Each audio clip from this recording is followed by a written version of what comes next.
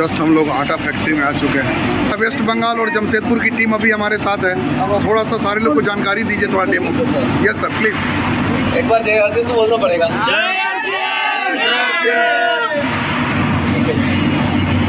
मैं आपसे आटा प्लांट के समझाने से पहले मैं आपका 2 मिनट का अलग समय लूँगा। इसलिए लूँगा मैं कि ये समझना कितना आवश्यक है।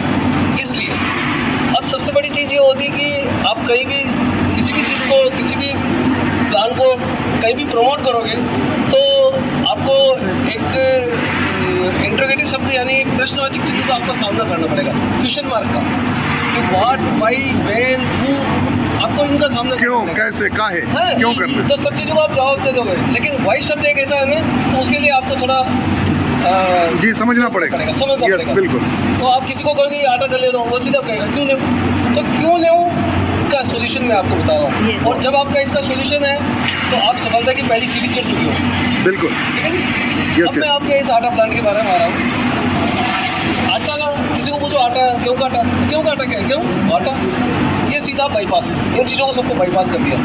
आरसीएम इनको बाईपास नहीं करती। आरसीएम अपने सीक्वेंस से चलती है। ये सीक्वेंस इस प्रकार की होती है कि पहली चीज़ होती है क्यों। मेरा वीडियो कुछ लंबा बनेगा, देख लेना।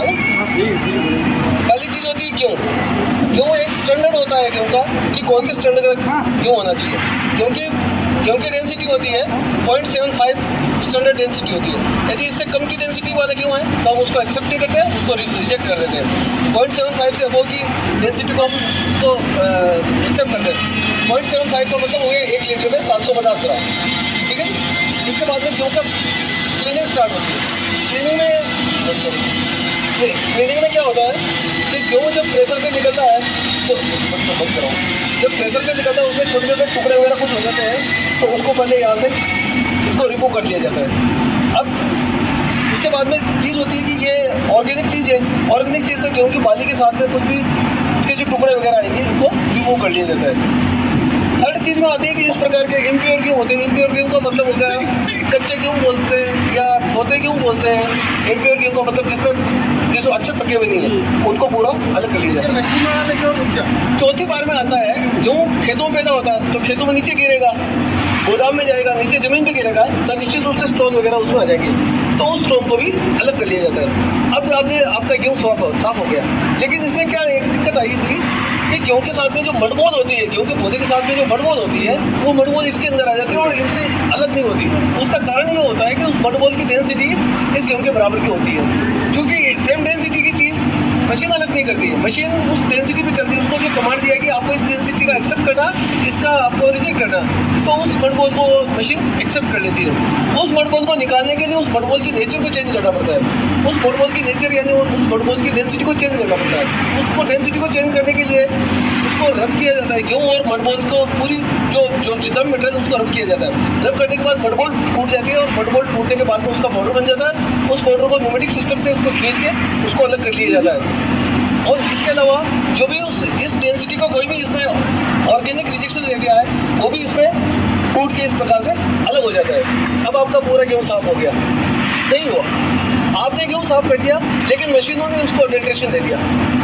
क्योंकि मशीन घिसती है, मशीन घिसेगी तो वो कहाँ जाएगा, वो गेहूँ के साथ में आएगा। तो वो गेहूँ के साथ में आ गया तो उसको आपको अलग से रिमूव करने के लिए उसको मैग्नेटिक फील्ड से निकालते हैं। मैग्नेटिक फील्ड से निकालते हैं गेहूँ जो मशीनों की घिसावट है उसको पूरा अलग कर लिया जाता है।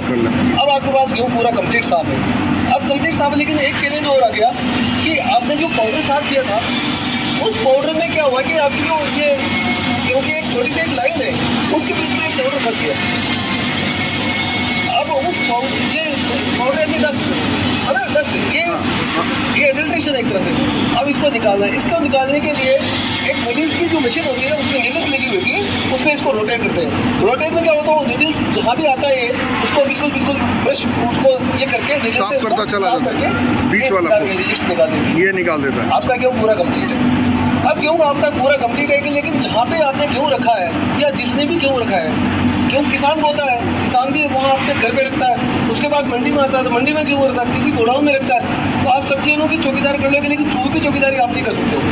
तो चूहे क्या करते हैं कि अपनी उछल कूद करते हैं और इसमें अपनी जो भी एक्टिविटीज वो कर देते हैं तो इसको गंदा कर देते हैं। उस गंदगी को निकालने के गेहूँ को वॉश किया जाता है। इसको गेहूँ को वॉश करने के लिए अपने पास 2 कारण होते हैं। जब गेहूँ वॉश होता है तो एक तो इसका गंदा पानी ड्रेन कर निकाल दिया जाता है, टोटल उस गंदगी को बाहर निकाल दिया जाता है। दूसरी बात क्या होता है, जब इस गेहूँ को धोने के बाद में इसको 8 घंटे से लेकर 12 घंटे तक, गर्मियों में 8 घंटे और सर्दियों में 12 घंटे, जब टेम्परेचर बढ़ता है तो 9 घंटे 10 घंटे 11 घंटे उस हिसाब से हो जाते हैं। इसको हम स्टोर करते हैं। स्टोर करने के बाद गेहूँ जब भी थोड़ा गीला होकर स्टोर रहेगा तो इसमें जर्मिनेशन की प्रक्रिया स्टार्ट हो जाएगी। जर्मिनेशन की प्रक्रिया स्टार्ट होती है तो एनवायरमेंट से नाइट्रोजन लेता है और अपने अंदर खुद के अंदर फोलिक एसिड बनाता है। आपने देखा होगा डॉक्टर कहते हैं कि अंकुरित अनाज खाइए। अंकुरित अनाज का इसीलिए कहते हैं कि उसमें सबसे ज़्यादा फोलिक एसिड होता है और प्रोटीन होता है, और वो प्रोटीन अपने पाचन के लिए बहुत ज़्यादा फायदा होता है। तो गेहूँ में भी इस प्रकार का प्रोटीन अपन पैदा करते हैं एक तरह से नेचुरल। और नेचुरल गेहूँ का जो प्रोटीन होता है तो ये अपने को पिसाई के अंदर मिलेगा। अब आपका गेहूँ भी कंप्लीट हो गया, अपने को फोलिक एसिड भी मिल गया, और अब हमारी पीसने की तैयारी। ये पीसने के लिए ये जो आयरन पोटेश थोड़ा इसके अंदर पीसा जाता है। जो बड़ा होल है उसमें एयर को इनपुट किया जाता है, जो कूलिंग एयर उसको इनपुट किया जाता है, और ये बीच में जो 6 आपके लाइनें हैं इसमें वो एग्जिट होती है। जब ठंडी हवा आएगी और वो एग्जिट कंप्लीट होती रही तो एक कूलिंग सिस्टम तैयार हो गया है। उसमें आटा गर्म नहीं होता है, पत्थर गर्म नहीं होता है, और उसमें न्यूट्रिशन लॉस बिल्कुल नहीं होता है। आपका आटा कंप्लीट, किसी भी प्रकार का कोई एडिशन नहीं, कुछ भी नहीं रहा, लेकिन फिर एक एडिशन आपने डाली। तो कौन सा डाला? ये पत्थर ने घिसा। अच्छा, ये आप देखिए पत्थर में, देखो आप घिसा और देखो पत्थर है ना, छोटे छोटे खड्डे हो रहे हैं है ना, ये लाइनें हो रही, तो इसका मतलब पत्थर गिरा, पत्थर घिसा तो घिसा उठाई कहाँ पे गई, कहाँ हो आपके आटे में आ गई। अब आपके आटे में आ गई तो उसको रिमूव करना।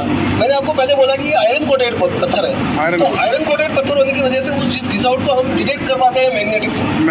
तो मैग्नेटिक फील्ड से उस आटे को वापस निकालते हैं, और जितना भी जो आयरन कोटेड में जो घिसाउट है उसको हम वो बाहर निकाल लेते हैं। ये रिमूव होने के बाद ही आपका फ्रेश आटा ये 100% फ्रेश आटा बिना किसी हैंड टच के मशीनों पे होता है, और मशीनों पे होके आपके पास आ जाता है। वाह, क्या